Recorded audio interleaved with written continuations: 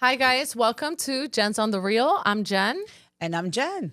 And I'm really excited about this conversation today, man. You know, a lot of people go through this thought process of whether or not they want to enter entrepreneurship world or, you know, real estate is definitely in the entrepreneurship world, or if they stay in their 9 to 5.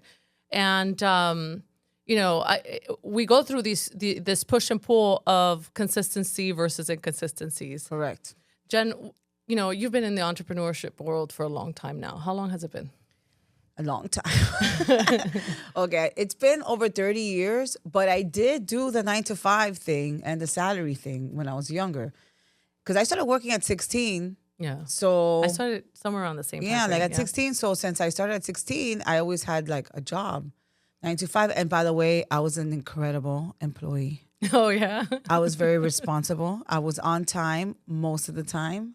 I would say Are the you- majority of the Are time. you like that now for yourself? Yes. With work, I'm very disciplined. With work. Now, if you're having a birthday party, don't freaking expect me to be there at high noon, the same time as the invitation, because I'm not the one throwing the party. Yeah. Like during the weekend on my personal stuff, I take it easy because I get there when I get there. Like, even if I am the person of the party, like you got to make an entrance, but I don't. But for work, I'm always on time. I'm very disciplined. For my personal life, not so much. I think personal is a little bit difficult, 'cause you get pulled in so many different ways. And but when it comes to work, a lot of people actually struggle with the consistency. Tell me about it. Yeah. It's I mean, like- you're able to handle it, but Yeah, you but know. remember, we have operations also, which is employees. And every time we have to do like a new hire, like believe it or not, the hardest position to fill is actually the receptionist job. Nobody wants to do that job. And let me tell you, I like in the beginning, like when I first started, I remember we went through a few of them. And one day I was like, hey, you guys need me to cover? I'll cover. And they're like, oh, Jan, you're going to cover? I'm like, yeah, please. I used to do this. And not for nothing. I was awesome. Like I was on the phone, screening the calls. How can I help you?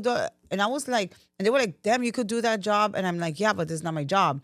I mean, honestly, it's a task specific job and it should be very simple, but a lot of people don't. I think they don't like the repetitiveness of it, or the type of people that come for that job might be just entitled or bored or Well, especially nowadays Yeah. with the young blood nowadays, they don't really want to work. They want to be they feel like things have to be done for them. No, and they're like, I hear it because I hear it in my household. Yeah. They're like, oh, no, I don't want to just do that. I want to do this. I'm like, guy, you got to start from the bottom up. Or they gave me more work than my job is supposed Yeah, this is to do. my And job it's like, you're description. here to learn. You should be asking for more work. How are you supposed to grow? You know, and right now I know you have, or you've had different businesses and stuff like that, but in the realm of where you are right now, it's sort of entrepreneurship, but at the same time, you're part of a company. How do you Right. categorize it? Damn, I don't know. That's a good one. Because I'm self-employed. Mm-hmm. Because I'm more like I'm a partner, but a subcontractor too. So I don't really have a boss. Yeah. So I don't really feel like, yeah, I'm tied to a company. I'm tied to a brand Yeah. more than anything. But I don't really feel like it's like, now don't get me wrong.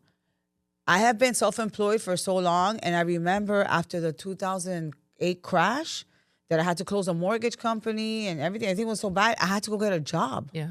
And then How was that? that was difficult because there was employment was down, like nobody was hiring. And then you had people with college degrees, bachelors, going for receptionist Yeah. jobs. And they were overqualified. A lot Yeah. of people, I remember that. I had family members going through that process. Yes, too. and They I would wouldn't get employed. I would get that all the time, but you're overqualified. And I was like, listen, I just need to I need to put food on the table. And then Yeah. I had to kind of invent my job after that. I started selling bikinis. Oh, no way. I started selling, I imported bikinis from Brazil. Uh-huh. Because that was another thing. You think Miami, they'd have nice bikinis. It was so hard to find like cute little The right one, cheeky yeah. bikinis. You know, everything was like grandma style, and I didn't like that. And so I started importing bikinis from Brazil, and I started importing those little fake purses and the China fake glasses. And that was when Facebook first came out, and I started putting it on Facebook before Facebook book Marketplace existed.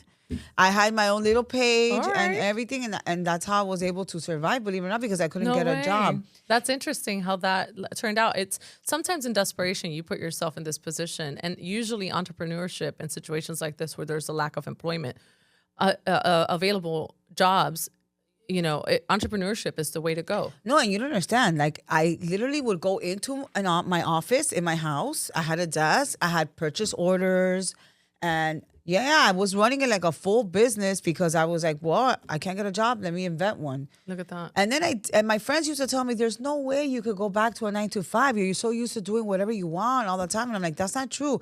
And I did go back. That's how I got back at the title. They hired me at a title company, but in the office, not so much sales. So you were staffed. So I was staffed, and I did it. But I always go above and beyond. Yeah. So it got to a point like 2 months in, I was already pretty much running the office. Hey, do this, do that, That's what I'm saying. When you do that, I think there's a underappreciation of that opportunity. I think a lot of people want to say, oh, they're taking advantage of me. But in reality, you should be taking advantage of them. Absolutely. You have to start somewhere. So I remember I had this job.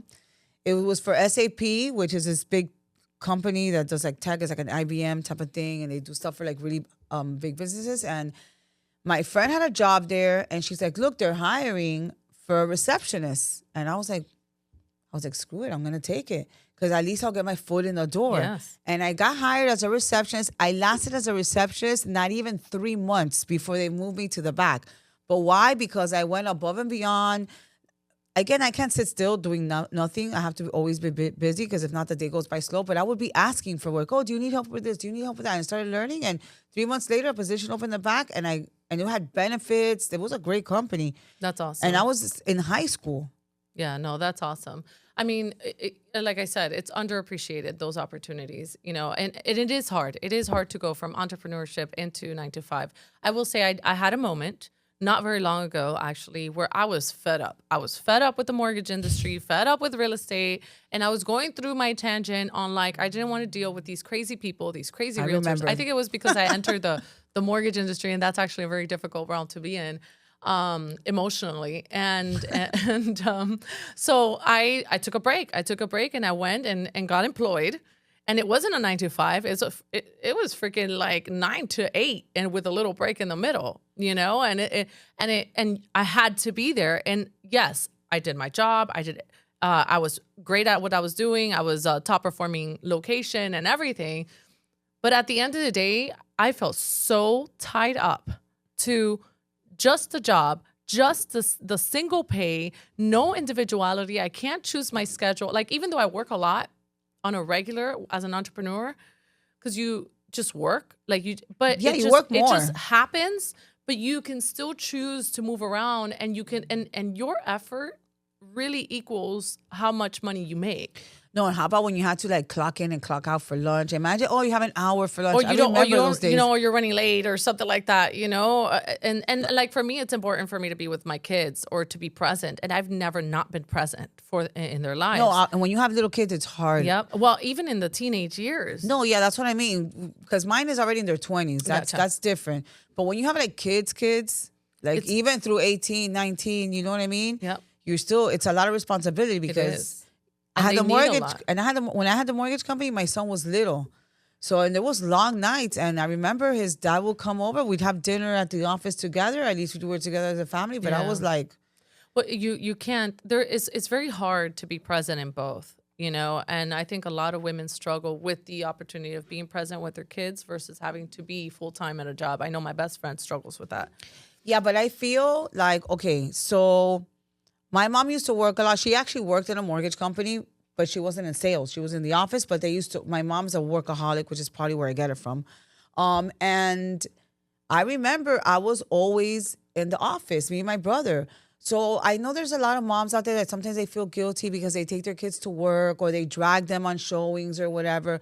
But believe it or not, they're learning. Yes. Because kids don't learn by what you teach them. They learn by what they see. Yeah. And I feel that that's another missed opportunity. There's nothing wrong with taking your kid to work and seeing what you do and explaining to them, look, this is why I do that.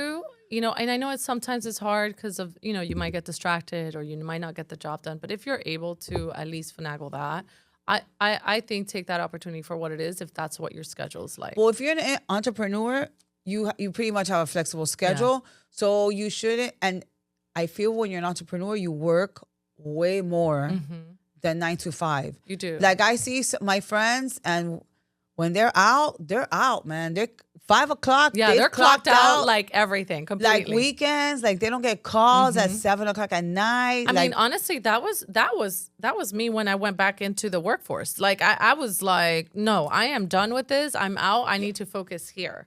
Like you can clock out. Like I don't even know what it feels like to go on vacation and not have to work and not worry about my emails or my phone. Like I mean, like everything has pros and cons in life, you know? It's a pro that, I can work from anywhere, but it also sucks because I can't really get away. Well, you have to choose your battles. And I think in entrepreneurship, in order for you to get away, it's when you start delegating, when you start using other people in a positive way, because, you know, they need you, you need them kind of situation. Oh, girl, you know? I delegate, trust me, as much as I can, but there's some stuff that it's you. That they need you. Right. Know? So that's a good thing about the 9 to 5. And that's another thing. When you're 9 to 5 and you have like a job, you just go in and you pretty much know what you got to do. You know what I mean? We have to like burn a little fire and try to figure out what motivation we got today. Who am I calling today? What am I going to do today? How am I going to make some money today? Oh, look at all these emails and forget to do that one thing. Yeah, that makes you and God forbid you don't feel like making calls, which happens to me a lot. It happens a lot in the industry. Because calls are important in entrepreneurship. Sales are important in entrepreneurship. I'm going to give you an example. So today I got a call from a VA company, right? A virtual assistant, which I have one now, but I was thinking of getting one that does a lot more. And these people called me, I picked up the phone, and I have a phone meeting with them tomorrow to go over it. All because a guy called. Look at that. And I remember thinking, driving in my car, I go, you see? Phone calls work, man. You gotta get on the phone and you gotta call people. They do. It's usually, you know, the no's are usually not right now situation. Right. You know, so you have to keep the follow up. It's just, it can become a very tedious task or a very daunting task for pretty most. much entrepreneurship, I think entrepreneurship businesses, whether it's real estate or whatever, consist of sales and calls and stuff like that. But people hate to make calls. Yes. Yeah. Which is why VA works. So like that delegating or using other resources, that's what this guy was. Yeah. You know what I mean? So I was like, okay, so I'm actually, but the whole point was I was thinking, wow, you see calls work, you know? See, and with a 9 to 5, delegating could potentially work, but not really. You have a job to do and you have to be there and you have to complete it by a specific time frame. And it's just, I just felt, honestly, when I went back, I was like, no, I like my freedom. I make way more money when I choose to do more, put more effort into my business as an entrepreneur, like way more money than if I were in a 9 to 5. Right, because sky's the limit. Yeah, you can do whatever you want. It's so funny. So I had this job once, this guy. So they had like the manager that was managing us, right? And they switched it to this other guy. I'm never going to forget. His name is Bill. Bill. Let's just call him Bill. Okay. That wasn't really his name, but we're gonna call him Bill for this story. And I remember, I mean, I was young, so imagine it was bad, like my attitude. So he was like bossy, and I don't like people to boss me around. Hence why I'm self-employed. And this guy was like bossy, and I would tell him no. I was like, no, we're not doing that. That's wrong. But he was wrong. You know what I mean? And he was not only that, but he was weak, man. He was weak, and I could tell. And I was young, so my imagine. gosh, you ate him alive. I ate him alive. And I remember one girl was telling me, "You act like you act like you're the boss." I was like, because he's doing it wrong. That's wrong. Oh my! Now I know that I'm older, and I know the way I handled it was wrong, was incorrect, was very mean girls type of thing. But I've never had that personality. I've always just, I might just have the conversation like, wait, can we just talk about this? Because this is this, you know what I mean? And more like clear. But I was never that bold, you know? Yeah, I know. And as I got older, obviously the attitude changed a little bit. It calmed down. But the confidence level went more up. So I don't know. It's kind of like a... Well, I mean, it's served you well so far.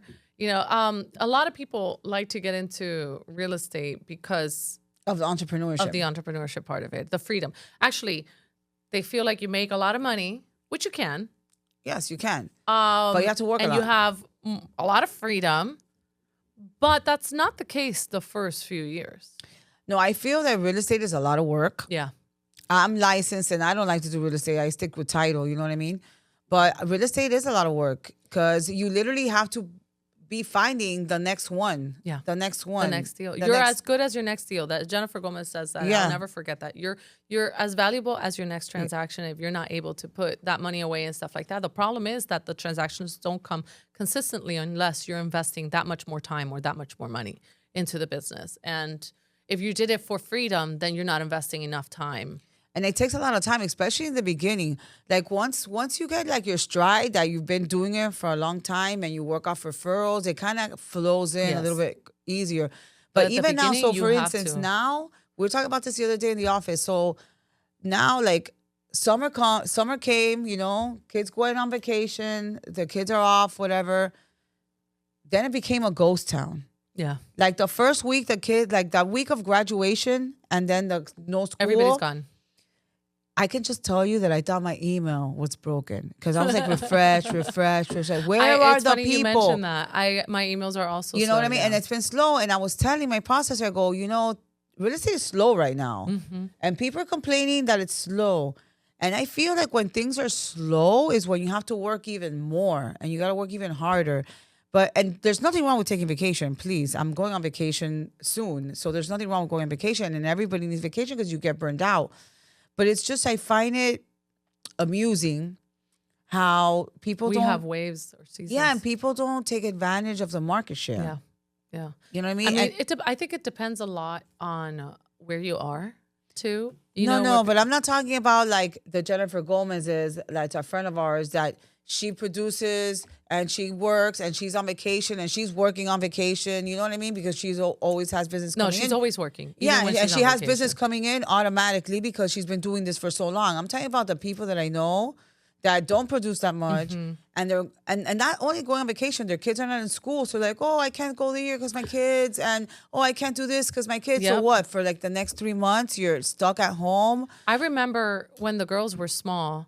I would take them to the office all the time. But that's what I'm saying. There's nothing wrong with taking your kids to the office. Let them see how hard you work. And, you know, I think that a lot of, especially in the real estate industry, I think it's pretty flexible for the most part. I don't know that anybody will say, no, don't bring your kids. But it can get crazy when you bring too many kids. I do remember obviously when we had our office. Right, it's not a daycare. Yeah, we had our daughters there and some of the other agents brought their kids.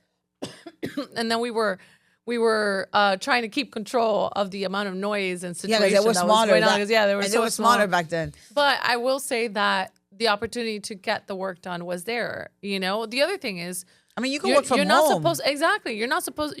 First of all, you're not supposed to be in the office all the time. No, the money's not in the office. No, the money's in the streets. Unless you're making phone calls, and if you're making phone calls, you can technically do that from anywhere. Yeah. You know. I also try to put them in summer camp, which honestly, I'm a little frustrated because there's no summer camp really for teenagers as long as there are for younger kids. The summer camps are actually outside of the state, and they'll do like a stay in kind of thing for and that gets me a little bit nervous because I've heard horror stories. I've heard great stories and horror stories. You know what could happen, but so I don't send them out. I don't know that they would like to go outside of the state to do a summer camp. That would be actually cool because you go outside the state, you meet people from other states, like cultures. Like obviously do your research, make sure it's not the summer camp where Jason is there from Friday the 13th. He's stupid. So talking about having your kids here, or taking your kids to work, I actually brought my teenagers today, and I could leave them home, but I chose today to like drag them with me. And they're here watching us, and shaking their head no, as in no, I don't want summer camp. Mind you, and they have freedom because one of them already drives and has a car. I know. How'd you convince them to come? Yeah, I have my ways, and the boyfriend was at the house. We actually left him at home. Damn. I was like, wow, she didn't even give me a no. I was like, okay. I wanted to, actually. I was going to bring him over. But David has him hostage. Oh. David is going to take him to the gym. Okay. I don't know if this is a test him out situation or this is a bro situation. And then they're going to go to the movies. Because, what? Well, because there's movies. Are they on a bro date? I don't know. I just know that there's movies that we don't want to see because they're like fighting movies that David wants to see all the time. And we're just like Like really, that's what we're gonna watch. That's what you want to watch. So he's like, he asked him yesterday, like, hey, Going to the movies? would you like to go to the movies with me and watch some boy movies or guy movies or whatever? Boy movies. Yeah. So that's what they're gonna do today. All right. Let's see Yeah. how that goes. Hopefully, he comes back in one piece. Hopefully in one piece. Yeah. Yeah. Hopefully my husband still likes him after that. Yeah. After this whole day. We'll see. We'll see how it goes. Elizabeth puts a face. So I'm curious to our viewers, how many of you are entrepreneurs and how many of you do like 9 to 5? Give us a little shout out in the comments. I want to see what the percentage is. I know nobody likes to comment, but comment something, man. I want to know you're live, that you're out there. Let us know, that 9 to 5 job, like, why aren't you doing something else? Like, what is it? Is it just the safety? And do you realize that there's safety also in making a decent amount of money, not sticking to a just like a plateau or a basic, you know? Right. So let us know anything about what you think on these topics, and subscribe to our channel, share our podcast. And please like us. Yeah, I know you listen but don't like. We would like to feel the love. Yes, feel some love. There you go. All right, guys, thank you so much for tuning in. We'll see you next time. Bye.